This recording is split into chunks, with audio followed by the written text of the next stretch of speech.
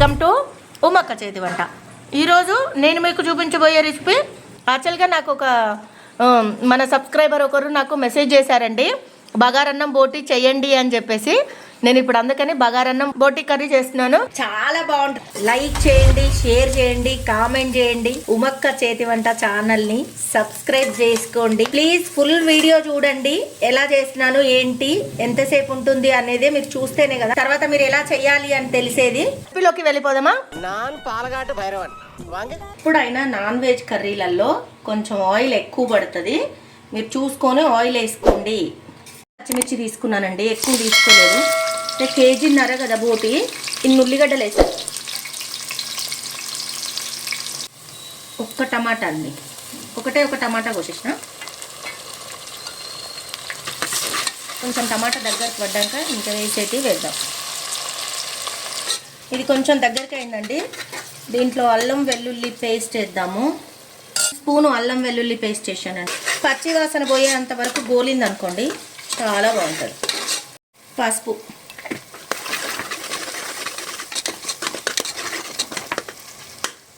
కొన్ని నీట్గా గడుక్కొని పెట్టుకున్నాండి. ఇది మా తమ్ముడు కడిగిచ్చిండి ఇప్పుడే. మొత్తం నీట్గా ఉల్లిగడ్డలు వేసి కడిగిన, స్మెల్ మొత్తం పోయింది. పోయిన తర్వాత ఇప్పుడు మనం దీంట్లో వేసుకోవడమే. ఇంకా దీన్ని ఫ్రై చేసుకున్నా బాగానే ఉంటుంది, కర్రీ చేసుకున్నా బాగానే ఉంటుంది.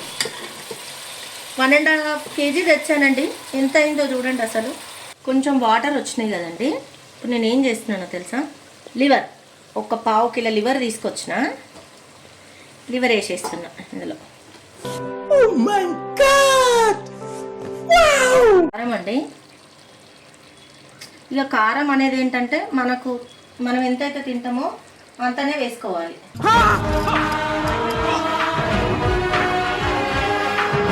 2 స్పూన్స్ పచ్చిధనియాల పొడి వేస్తున్నానండి నేను.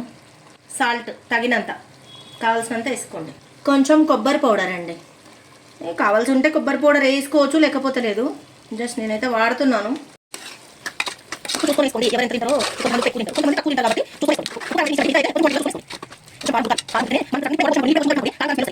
నేను వేసే ఘాటు మసాలా చూడండి, ఇంత తక్కువ వేస్తున్నాను.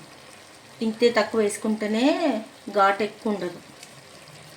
ఈ ఘాటు మసాలా కొంచెమే వేసుకోండి. ఆల్రెడీ నేను నా ఛానల్లో అప్లోడ్ చేశానండి ఆ రెసిపీ, ఎలా చేయాలి ఘాటు మసాలా అనేది. అది ఆల్రెడీ నేను డిస్క్రిప్షన్లో లింక్ పెడతాను చూడండి, ఐ కార్డ్లో కూడా అప్లోడ్ చేస్తాను చూడండి.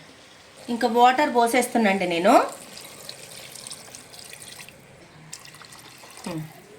ఈ మాత్రం వాటర్ పోస్తే మూత పెట్టేశానండి. కుక్కర్ విజిల్ పెట్టేశాను. కరెంట్ పోయింది యాక్చువల్గా, విజిల్ పెట్టేశాను. ఇంక ఇది ఒక 10 విజిల్స్ రావాలి నాకు. 10 విజిల్స్ వస్తేనే ఇంకా ఉడికినట్టు. ఆల్రెడీ మనం కొంచెం ఆనియన్స్ వేసి ఉడకబెట్టినాం కదా బోటిని. మెత్తగా ఉడికిందండి. గరం మసాలా అండి, ఇందులో గరం మసాలా వేయటమే. ఇంకా గరం మసాలా,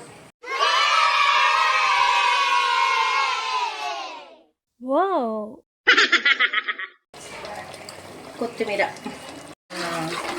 కొంచెం కొత్తిమీర కొంచెం కలవాలి. కొంచెం గరం మసాలా ఇందులో కలిస్తే బాగుంటుంది. ఉప్పు చూసి కొంచెం వేసుకుంటాను నేనైతే. మంచి ఉడికిందండి కర్రీ. వేడి బోటి కర్రీ రెడీ. ఇక తినేయటమే అండి. బగారన్నం స్టార్ట్ చేద్దాం. ఆయిల్ వేస్తున్నా. బగారన్నం చేస్తున్నా నాన్న, బోటీ చేసిన. ఇప్పుడు బగారన్నం చేస్తున్నా. ఒక 4 పచ్చిమిర్చి అండి, ఒక ఉల్లిగడ్డ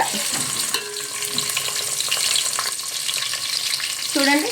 కొంచెం రాతి పువ్వు, జాపత్రి, అనాస పువ్వు, చెక్క అండి, ఇది చెక్క. 4 లవంగ ముగ్గలు, చిటికెడంతా జాజికాయ, చిటికెడంతా జీరా.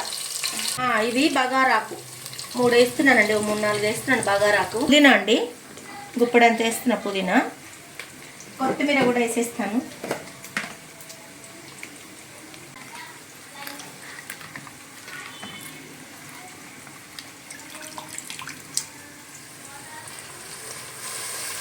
స్మెల్ మాత్రం అదిరిపోతుందండి. పుదీనా కొత్తిమీర వేసిన తర్వాత మస్తు స్మెల్ వస్తుంది. అల్లం వెల్లుల్లి పేస్ట్ అండి, పచ్చివాసన అంతా పోవాలండి. పుదీనా పచ్చివాసన పోవాలి, అల్లం వెల్లిగడ్డ ముద్ద పచ్చివాసన పోవాలి. ఇంకా వాటర్ పోసుకోవడమేనండి, అయ్యింది. నేను ఒక గ్లాస్ రైస్కి 1.5 గ్లాస్ వాటర్ పోస్తానండి, ఎందుకంటే పాత బియ్యం కాబట్టి. ఇది ఉప్పు, తగినంత ఉప్పు వేసుకోవాలి. కొంచెం పచ్చి ధనియాల పొడి అండి, గరం మసాలా లైట్గా వేస్తున్నాను, బాగుంటుంది స్మెల్. ఎసరు వచ్చిందండి చూడండి, బాగా మసులుతుంది కదా. ఇప్పుడు బియ్యం వేసేయటమే. ఇంకా నేను ఒక ½ అన్ అవర్ ముందే నానబెట్టేసాను, ఇంకా వేయటమే బియ్యం అండి. ఇంకా మూత పెట్టేస్తే ఉడుకుతుంది.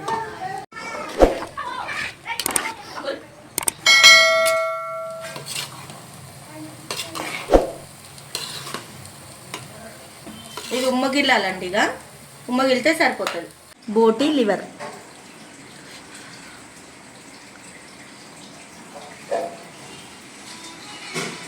ఆహా, ఎక్సలెంట్ అంటే చాలా బాగుందండి. బోటి అయితే మస్తు ఉడికింది, అసలు ఎక్సలెంట్ ఉంది బోటి. మస్తు టేస్ట్ వచ్చిందంటే కొంచెం మనం ఆనియన్స్ అవన్నీ వేసి కడిగినాం కాబట్టి కొంచెం కూడా స్మెల్ లేదండి, చాలా బాగుంది. ఎక్సలెంట్ అంటే ఎక్సలెంట్ కర్రీ. చేసుకోండి ఇట్లనే, చాలా టేస్టీగా ఉంది. మీరు కూడా త్వరగా వెళ్ళి చేసుకోండి.